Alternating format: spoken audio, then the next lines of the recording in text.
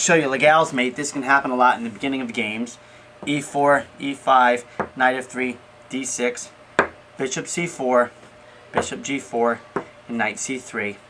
Notice that white has 3 pieces developed and black only has 1.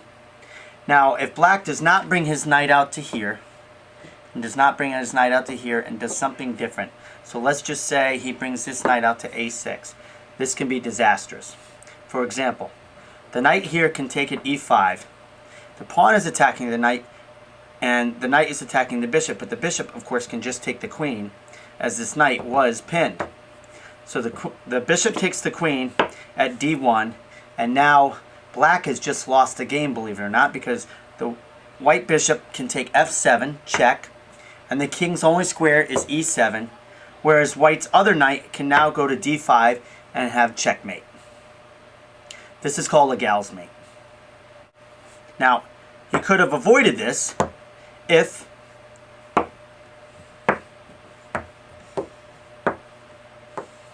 this knight was brought out to C6. Then white could try this trap, but if black knows this trap, instead of taking the queen, he could just take the knight, be up the knight, and now the bishop's protected. The knight's attacking the bishop, and the queen can't take the bishop. Now the white's in trouble because he's down a piece. So that's what could have happened if black knew the trap. And of course, if this knight was at F6, this trap wouldn't work because he could still take the queen. It says check. King can go to E7, but when knight goes to D5 for the checkmate, black would just take. So it has to be a little bit different for black, has to do something strange in the beginning of the game to avoid getting checkmated. And that is Legal's mate.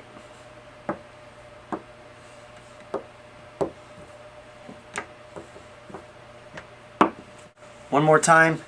E4, E5, knight f3, D6, bishop C4, bishop G4, knight C3, and something irregular. Any type of move that which this could happen. Knight crosses off E5, bishop crosses off D1, bishop crosses off F7 check, king to E7, and knight to D5 checkmate.